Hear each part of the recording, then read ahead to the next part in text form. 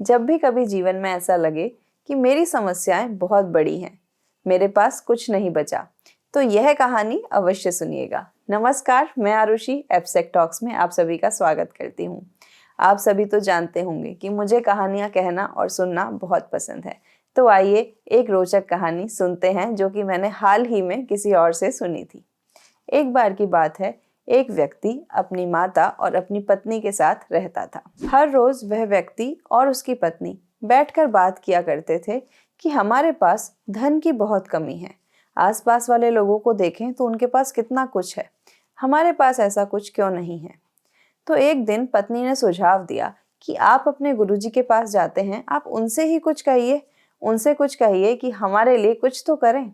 व्यक्ति को यह सुझाव अच्छा लगा तो उसने सोचा कि चलो आज गुरुजी के पास चलते हैं और इस धन की समस्या का कुछ ना कुछ हल तो लेकर ही आऊंगा। जब वह गुरुजी के पास पहुंचा तो गुरुजी ने कहा कि ऐसी कौन सी बड़ी समस्या है। व्यक्ति बोला कि मेरे पास धन की बहुत कमी है।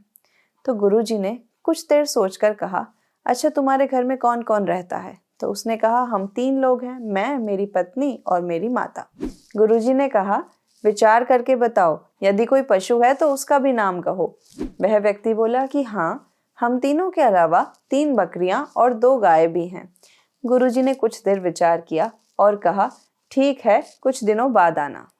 अब वह व्यक्ति खुश हुआ कि थोड़े दिन बाद जाऊंगा तो शायद समस्या का हल मिलेगा। कुछ दिनों बाद व्यक्ति फिर गुरुजी के पास पहुंचा और कहा कि आप अब बताइए कि मेरी समस्या का क्या समाधान है। गुरुजी ने कहा, एक काम करो, जिस कमरे में तुम लोग सोते हो उस कमरे में 3 बकरियां और 2 गाय भी लेकर आ जाओ। वह व्यक्ति बोला, यह कैसी बात है, धन प्राप्ति का यह कौन सा साधन है? गुरुजी बोले, अगर तुम्हें समस्या का समाधान चाहिए तो यह तो तुम्हें मानना ही पड़ेगा। अब जब व्यक्ति ने घर जाकर यह बात अपनी पत्नी को बताई तो पत्नी को भी बहुत अटपटा लगा कि ये कैसा सुझाव रहा, परंतु उन्होंने सोचा कि चलो कोई बात नहीं, समस्याओं के समाधान के लिए तो कुछ भी किया जा सकता है। अब व्यक्ति 3 बकरियां और 2 गाय अपने कमरे में लेकर आ गया।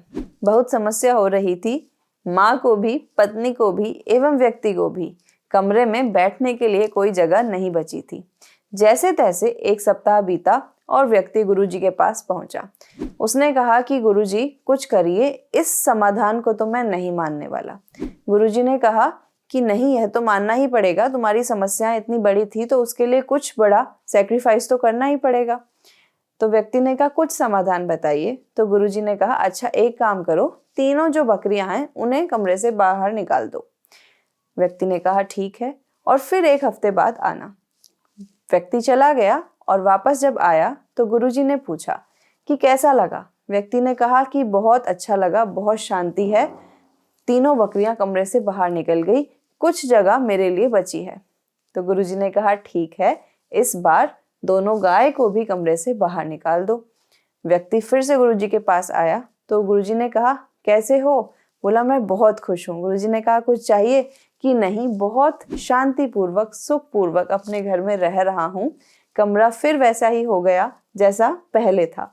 व्यक्ति ने कहा कि गुरुजी, आपका सिखाने का तरीका बहुत अच्छा है, मैं समझ गया हूँ कि जो कुछ मेरे पास है वही पर्याप्त है, उसी के साथ मैं शांतिपूर्वक, सुखपूर्वक जीवन बिता सकता हूँ। यह ज्यादा प्राप्ति की इच्छा भी हमारी सुख शांति को नष्ट कर देती है। हम यह भूल जाते हैं कि जो हमारे पास है वह भी कितना सुखदायक है।